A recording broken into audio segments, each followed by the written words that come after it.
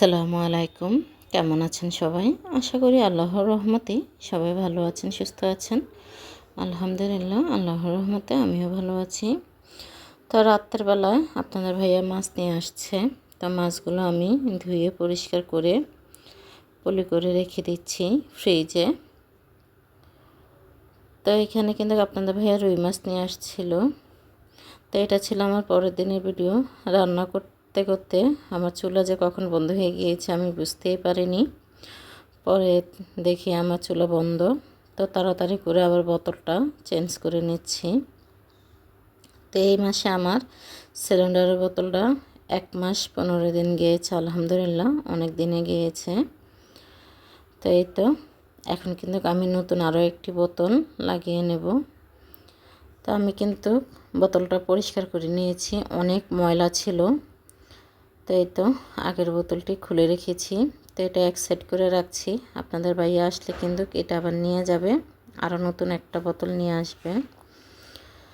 তো আমি কিন্তু আজকে অফ ক্যামেরাতে রান্নাগুলো সেরে নিয়েছি দুপুরের। তো এই তো এখানে কিন্তু আমি মাছের পেটি দিয়ে বেগুন দিয়ে রান্না করেছি আর ঢেঁড়স ভাজি করেছি। সকালে কিন্তু আলু ভাজি করেছিলাম, ওটা রয়ে গিয়েছে। তো সব কাজ কিন্তু ক্যামেরাবন্দি করতে পারি না, যেটুকুই ক্যামেরাবন্দি করতে পারি আপনাদের সাথে একটু শেয়ার করি। এই তো আমি কিন্তু অফ ক্যামেরাতে সিঙ্কটা পরিষ্কার করে নিয়েছি, সব কিছু পরিষ্কার করে ধুয়ে রেখেছি। তো এখন শুধু আমার বেসিনটা ধোয়া বাকি আছে। এই তো আমি কিন্তু বেসিনটাও এখন ধুয়ে নেব। আমার কাছে পরিষ্কার পরিচ্ছন্নতা না থাকলে কেমন জানি খিটখিট লাগে। আমি আবার মানুষটা অন্যরকম, পরিষ্কার থাকাটাই বেশি পছন্দ করি। আসলে পরিষ্কার পরিচ্ছন্নতা হচ্ছে ইমানের এক অঙ্গ, সেজন্য চেষ্টা করি সবসময় একটু আমার ঘরটাকে পরিপাটি করে রাখতে। তো মেয়েদেরকে নিয়ে স্কুলে যাতায়াত করতে হয়, সেজন্য সবসময় ঠিকভাবে রাখতে পারি না, তারপরেও যেটুকু পারি এইটুকুই গুছিয়ে রাখি। তা আমি কিন্তু বেসিনটা আগে ধুয়ে নিয়েছি। তো এখন আবার একটু হারপিক দিয়ে পরিষ্কার করব, কেননা বেসিনে দাগ পড়ে গিয়েছে অনেকটাই। তো সেজন্য এখন একটু হারপিক দিয়েছি। আগে কিন্তু ময়লাগুলো পরিষ্কার করে নিয়েছি। আমি কিন্তু প্রতিদিনই বেসিনটা পরিষ্কার করি। তো যারা ভিডিওটি দেখতে দেখতে পর্যন্ত চলে আসছেন, এখনও একটি লাইক দেন নাই, প্লিজ ভিডিওতে একটি লাইক দিয়ে দিবেন। আর যদি কোথাও ভালো লেগে যায় চ্যানেলটি সাবস্ক্রাইব করে বেল আইকনটি দিয়ে আমার পাশে থেকে যাবেন। আমি কিন্তু 24 ঘন্টা পরে আপনাদেরকে ব্যাক দিয়ে দেব। আর ভিডিওর কমেন্ট বক্সে কেউ বন্ধু করেছি, সাপোর্ট করেছি, এত নাম্বার বন্ধু করেছি, এগুলো কেউ লিখবেন না প্লিজ। তো এই তো এদিক দিয়ে কিন্তু আমি ভালো করে বেসিনটা মেজে নিয়েছি। এই তো এখন কিন্তু ধুয়ে নিয়েছি। এখন দেখেন কতটা পরিষ্কার হয়েছে, অনেকটাই সুন্দর লাগছে।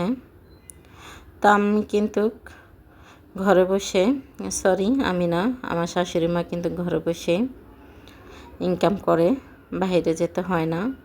আমরা যদি নারীরা চেষ্টা করি ঘরে বসেও উপার্জন করতে পারি, একটু বুদ্ধি খাটিয়ে চললে আমরা কিন্তু ঘরে বসে ইনকাম করতে পারি। এখন বর্তমানে অনলাইনে যুগ এসেছে, নারীরা ঘরে বসে অনেক কিছুই করতে পারে। দেখেন সাধারণ একটু ভিডিও বানিয়ে ফেসবুকে থেকে মানুষ লাখ লাখ টাকা ইনকাম করছে। আপনি ঘরে বসে অনলাইনে অনেক ধরনের কাজ করতে পারেন, করে কিন্তু মাস শেষে আপনি অনেক টাকা ইনকাম করতে পারেন। তো এদিক দিয়ে কিন্তু আমার শাশুড়ি মা আজকে মার্কেটে যাবে। তো উনি আবার আমাকে বলেছিল যে আজকে যেহেতু তুমি বাসায় আছো আমি একটু মার্কেটে যাব। তো বলেছিলাম ঠিক আছে আপনি যায়েন। তো এদিক দিয়ে আমার শাশুড়ি মা কিন্তু মার্কেটে চলে গিয়েছিল। তারপরে কিন্তু দেখেন অনেকটাই বৃষ্টি হয়েছিল। তো আমি একটু ভিডিও করে নিয়েছি আপনাদের মাঝে শেয়ার করব বলে। তো এই তো দেখেন আমার বাড়ির ছাদে অনেকটাই বৃষ্টি হয়েছে, কিন্তু বৃষ্টি হওয়াতে খুবই ভালো হয়েছে। আজ কয়েকদিন যাবৎ খুব গরম পড়েছে, কিন্তু আমার রুমের ভিতরে অনেকটাই গরম। তো যাক, এদিক দিয়ে কিন্তু আমার শাশুড়ি মা আসার সময় আমিত্তি নিয়ে আসছে। আপনারা এটাকে কি বলেন আমি তো জানি না। এটাকে আমরা আমিত্তি বলি। এটা খেতে কিন্তু অনেকটাই ভালো লাগে। তো আমার কিন্তু খুবই পছন্দ। আমি কিন্তু জিলাপিটা এত পছন্দ করি না, আমিত্তিটা খুবই পছন্দ করি। তাই তো আমার শাশুড়ি মা এখানে বিছানা চাদর নিয়ে আসছে 3 পিস, এক কালারের 2টা নিয়ে আসছে।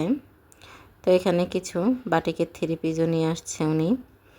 আমরা যদি চাই ঘরে বসে এরকম 3 পিস বিক্রি করে মাস শেষে অনেক টাকা ইনকাম করতে পারি।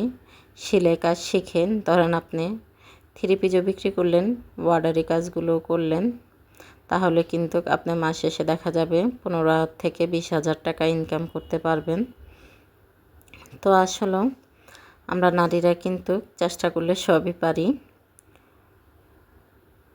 তাই তো এখানে কিন্তু বাটিকের জামাগুলো খুবই সুন্দর, আমার কাছে বেশ ভালো লেগেছে বাটিকের জামাগুলো।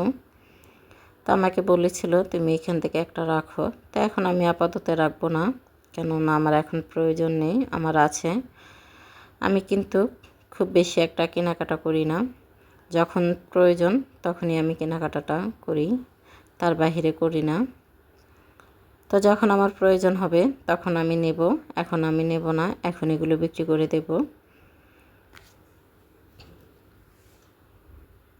তো অনেক আপুরা চাইলে ঘরে বসে ইনকাম করতে পারেন, একটু বুদ্ধি করে যদি চলেন আপনি কিন্তু ঘরে বসে মাস শেষে ভালো টাকা ইনকাম করতে পারবেন। তাই তো আমার শাশুড়ি মা কিন্তু ঘরে বসে অনেক টাকা ইনকাম করে। তা আমিও ওনাকে মাঝে মাঝে 3 পিস এনে দিই দামিগুলো, আর একটু যেগুলো কম দামি সেগুলো কিন্তু উনি এদিক থেকে আনে। তো দেখেন মাশাল্লাহ 3 পিসগুলো কিন্তু দেখতে খুবই সুন্দর। তো আমি একটা আপনাদেরকে খুলে দেখাচ্ছি। দেখেন এই বাটিকের জামাটা দেখতে কিন্তু অনেক সুন্দর। দেখেন এই ওড়না, ভিতরে কিন্তু কাজ করা আছে। তা আমি কিন্তু সেলাই কাজও জানি, আমি মাঝে মাঝে অর্ডার করি, সবসময় অর্ডার করতে পারি না, বাচ্চাদের নিয়ে স্কুলে যেতে হয়। তারপরে যেটুকু পারি এইটুকুই আমি কাজ করি, চেষ্টা করি একটু ঘরে বসে কিছু করার জন্য। নিজে যদি ইনকাম করি নিজের কাছেও কিন্তু অনেকটাই ভালো লাগে। তো অনেক আপুরা আপনারা যদি চান এভাবে 3 পিসের ব্যবসাটা ঘরে বসে করতে পারেন, একটু সেলাই কাজ শিখে নিজে জামাগুলো বানাতে পারবেন। এখন কিন্তু বর্তমানে একটি জামা বানাতে গেলে অনেক টাকা মজুরি দিতে হয়। তো এই তো এখন আমি আপনাদেরকে একটি চাদর খুলে দেখাচ্ছি, বিছানার চাদর। এই বেডশিটটা কিন্তু খুবই সুন্দর, দেখেন আমার কাছে তো ভীষণ ভালো লেগেছে। তো আমি চেয়েছিলাম এটা রেখে দেব, তা এখন রাখবো না, এখন এটা বিক্রি করে দেব। একজন অর্ডার দিয়েছে, তার জন্য নিয়ে আনা হয়েছে। তো দেখেন আমি কিন্তু পুরাটা খুলবো না, আপনাদেরকে আমি খুলে দেখিয়ে দিচ্ছি। দেখেন চাদরটা কিন্তু বেশ সুন্দর। তো যাক আজ এই পর্যন্তই, সবাই ভালো থাকবেন। আসসালামু আলাইকুম, আল্লাহ হাফেজ।